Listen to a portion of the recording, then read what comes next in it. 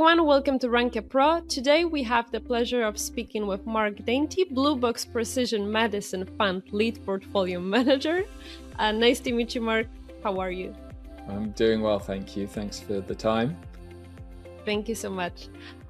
So, Mark, let's start with a really interesting question about your career path, because your career path is quite unique.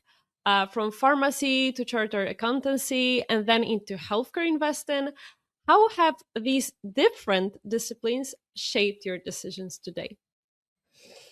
Yes, thank you. It's a good question. So it really all started with what I was most interested in when I was younger. So as a kid, I got really excited about chemistry, and I was also really excited about how the human body worked, and so that led me to go and study pharmacy. But I soon sort of developed an interest in the markets and in finance. And at the time, I knew absolutely nothing about the world of finance. So I figured the most effective way to learn something would be to go and become a chartered accountant, so I could learn how these companies actually work and how all the numbers work. So that was the sort of intermediate step, if you like. And then it was suggested to me that I should go and become an analyst covering the pharmaceutical sector. And so I think the combination of scientific understanding with business and finance understanding does provide the key ingredients for being an investor in the sort of relatively technical healthcare, pharmaceuticals, biotechnology sectors. Okay. And you spent time at Norges, one of the world's most respected institutional investors. What were the most valuable lessons that you took from that experience, and how do they influence you and influence your current approach today? Yeah, it's a really great organization to work at, and I work with some really fantastic people there. I can think of three sort of important lessons that shape what we're doing today. So the first of those was the idea that we're focused on precision medicine. When I went to Norges, they give you a lot of freedom about how you run the investment strategy. And at the time, implementing precision medicine as a key part of that strategy was really a key way for me to answer some of the really difficult questions about this sector. So how do you know the drugs are going to work, for example, right? So it was the ability to sort of put that into practice and to see whether it could work in the way that I hoped it would work. So that was the first lesson for sure. So that's the sort of key investment lesson from a strategy perspective. I think one of the interesting investment behavioral topics that came up was the ability to time investments. So I don't think I'm particularly good at timing investments perfectly. I think that's very hard to do in today's market. One of the lessons from my time at Norges was that I would often buy stocks that had been under pressure too soon, and therefore I was too quick to buy companies that were in trouble or having a more difficult time of it. And so that has actually shaped my approach today, where now actually I'm a little bit more patient and wait a little bit longer before necessarily buying a company that's been under pressure. And then I think the last one is just from the people you work with. So I had a wonderful head of the team there, Gemma Game. I learned a lot from how she thinks about things and the analysis that she was doing and the way that we work together. And I think obviously been able to bring that forward in the rest of my career. I see. And, starting your own fund is a big step.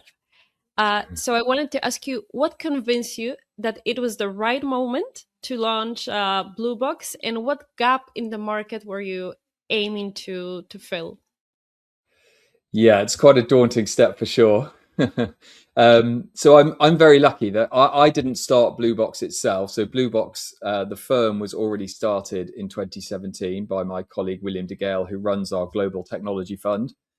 And so when I was having a conversation with him about what that early experience had been like, they'd already gone through a lot of the really, really hard work of standing up the organization. So I had then the opportunity just to come and join as the second fund. which it's still a lot of hard work, but obviously a lot of the really, really hard stuff had already been done by my colleagues and the rest of the team at BlueBox. And I think having had that initial conversation with him, understanding how much work is required in launching a firm and a fund really sounded like a terrible idea on my own. And I just don't think it would have been able to make it work on my own. So being able to partner with them was really a key factor. And I think obviously it's a great team.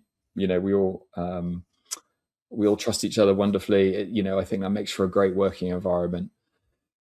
In terms of the investment strategy, I think by the time we had launched BlueBox, I was 16 years or so, or the Precision Medicine Fund, sorry. By the time we launched the Precision Medicine Fund, I was 16 years or so into my investment career. And so by that point, I felt like I'd learned enough that actually I could go and do it on my own. And it was also the right time in terms of precision medicine as a strategy. So, as I mentioned before, I've been putting precision medicine into practice really at Norges and also at the previous firm at BlackRock. But that time in the early 2020s was a time where this idea of precision medicine had matured enough such that we could actually launch a UCITS fund that will be able to invest in it, following all those relevant UCITS rules. And so it was really a kind of sort of combination of all those different things. And it had been an ambition of mine for a long time. It's just sometimes you never know quite how these things are going to come about and be possible. Okay, and if we could focus a little bit more on that. So, precision medicine is a very specific niche within healthcare. What makes it attractive as an investment theme compared to broader biotech or pharma? Yeah. So for us, it really is for us, precision medicine is the way to answer the most critical question in this sector of developing new medicines, right? Which is the key question is how do you know these drugs are going to work? And if you can answer that question, then your probability of success is much, much higher. And I think most people, will know that the rate of success for developing medicines is very, very low, right? More than 90% of drugs that start development never make it. And so this idea of precision medicine, that's sort of a targeted medicine that addresses the underlying driver of disease, is very different to traditional medicine, which is sort of everything we've done for the last 100 years or so. And that traditional medicine is typically a one size fits all approach. Precision medicine is much more targeted. As I said, it addresses the underlying driver of disease. And when you address the underlying driver of disease, really dramatic things can happen for patients, but also for your rate of success in R&D. If your rate of success in R&D is higher, then your financial return from any amount of R&D spend is going to be much higher as well. So that's the first critical piece.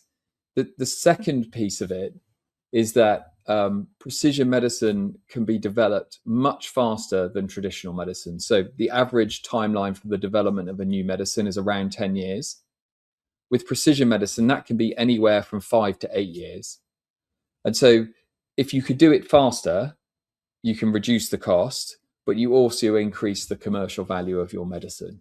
And so from a financial perspective, the combination of all of those three elements, higher success, faster development time, and lower development cost, lead to the potential for much higher financial returns over time. That's the first part. The second part is that from a societal perspective, it also has a huge benefit. So not just because new medicines generally are better for society, but because it increases the predictability of medicine. That's obviously good for the patients and for the doctors, but it's also great for the payers, the governments, the insurance companies around the world who are paying for these novel medicines, because it means that you can have much greater certainty that the drug is going to work. And more importantly, you can determine who it's not going to work in much more easily. Okay, so you have kind of answered this question, but for investors who may not be deeply familiar with the concept of precision medicine, how would you define it, and why do you think it should bring investors' attention? The easiest way to define what it is for people who may be less familiar is probably to contrast it with traditional medicine, right? So if we think about traditional medicine, a good example in cancer would be chemotherapy. So chemotherapy is used widely. Almost everybody gets it. It kills, essentially, it kills everything it touches, including the healthy cells. You just hope that it kills the cancer more. On the other hand, a targeted approach for precision medicine in cancer would take somebody who's been newly diagnosed with lung cancer, for example, genetically sequence their tumor to find out what genetic mutations are present, and then prescribe a drug that is directed to the specific genetic mutations that are present. And a great example of this is a drug called Tagrisso from AstraZeneca. And when you give that drug in combination with surgery and chemotherapy, it has a really dramatic impact on the number of people that are cancer-free and alive 2 years later.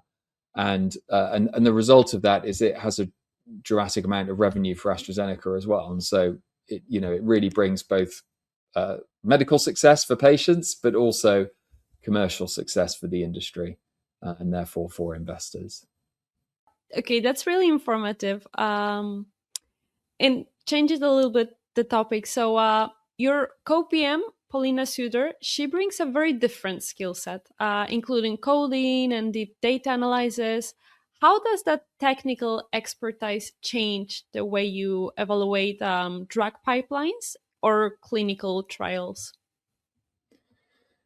Yeah, so Polina brings a very different experience to me. So she started her career in investment in a hedge fund, doing derivatives and things like that. And she had some experience in family offices as well in biotechnology investment. But her most recent career has been as a computational biologist for a drug discovery company in Switzerland. And that means she has combined with her PhD in computational biology, a very efficient and deep way of analyzing different sets of data in a way that I wouldn't think about things. And so she's able to bring a different perspective to the way that we might look at a set of data. She's able to provide a counterbalance to my prior assumptions, perhaps, or the market's prior assumptions about a set of clinical data. And one of the really interesting things that she's able to do is to simulate clinical trials. So we can simulate clinical trials. We can analyze the statistics that are being involved in those clinical trials, because statistics are an absolutely critical part of those programs. And we can use that then to determine where there are risks, or perhaps also to increase our certainty in a given investment or a given program. And then we can use that as one part of the input into our investment process. And that's something I had done in the past before Polina arrived, but we usually had to use an outside expert to do that. And obviously now we can do that in-house, which makes it a lot more efficient, obviously, and we can do it on a much larger scale. And so I think that provides quite a unique differentiated edge. I think when I was looking for a co-portfolio manager to join me, it was really important that or that this person brought a differentiated skill set, not just someone who had exactly the same experience as me, because I think that diversity of thought is just really critical for improving the investment process. Okay, I see. And in such a complex and fast moving space, what helps your team build conviction in your investments? Yes, and it's definitely a complex space.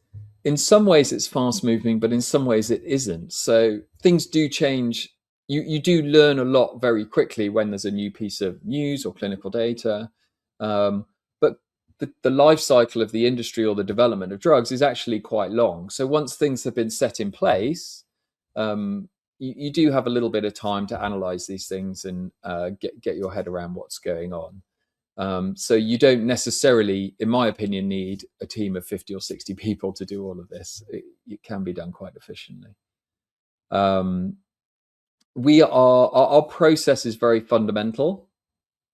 So we analyze the key programs of the companies that we're looking at in a lot of detail. We understand the science. We understand the clinical development pathway, so how they're going to get these drugs are approved, and then what that's going to mean for those drugs in clinical use by patients and doctors, and ultimately what that means for the revenue opportunity and the profitability of the company. Our approach is different to how the stock market treats this sector. So the stock market tends to treat this sector as very event driven, which it is. There are lots of events and news flow with big spikes or big drops in share prices, and people seem to trade around those an awful lot. Our approach is quite different. We're not really interested in trading around those very specific events. We think that's very hard to do consistently. We're actually much more interested in identifying companies with excellent drugs that are going to go on to become revenue generating businesses and profitable companies, so that they have sustainable value creation over time. I think that's really important. That's going back to my background as an accountant.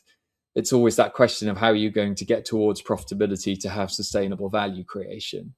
And it also reduces your cost of capital significantly, and that means future innovation is much easier to achieve and fund. So that's how we think about it. We're really interested in understanding how these drugs can develop over time into revenue, and that really means understanding the whole value chain of the company, the whole process of development of these drugs, and then translating that into some sort of financial return or financial potential, and putting it into the portfolio. We tend to have a very long-term time frame in our investments and in our time horizon, and so I think that helps a little bit with, once you've sort of analyzed something, you can then make a decision about whether you want to buy it now, whether you want to buy it later, or what other questions you need answering before you consider an investment in it. And that avoids all this sort of heavy short-term trading. Mm-hmm. And the last question, so looking ahead, what developments in precision medicine are you most excited about? And where do you see the biggest opportunities for investors in the coming years? Well, that's a very difficult question to answer because I'm excited about everything that's going on. I think in terms of things that the viewers of this video might be able to relate to or may have had some experience with, I think there are a couple of areas which are potentially interesting. So very recently, we have had some really interesting phase 3 results in pancreatic cancer from a company called Revolution Medicines. They have doubled the survival in late stage pancreatic cancer, which is really big. And actually that survival time that they have shown is almost looks like it may be better than earlier stage pancreatic cancer. Wow, that's And that's impressive. because those drugs target the underlying driver of disease of pancreatic cancer. And that's something we have not been able to do before, ever. And that's why pancreatic cancer has been a disease that we have made very little progress in over the last several decades. So I'm really excited to see those drugs launch and further development of those drugs into earlier lines of pancreatic cancer. And those particular genetic mutations are also relevant in lung cancer and colon cancer as well. So I'm particularly excited about that. I think that's going to make a big difference for a lot of people. I think one of the other really interesting areas, which is still, I would say, a little bit nascent, a little bit early, but is something that people will be able to relate to, is the idea of cancer screening.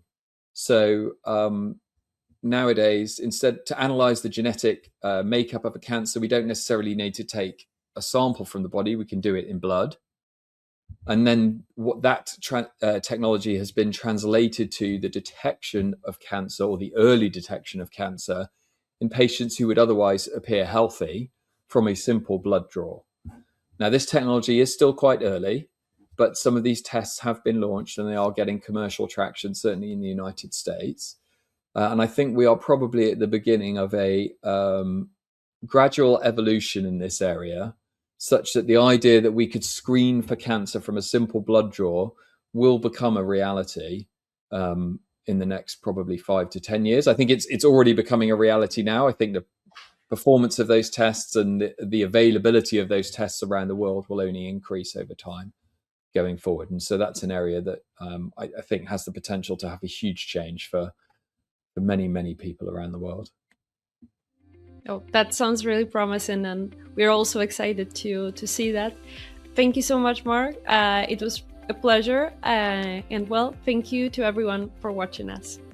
Thank you.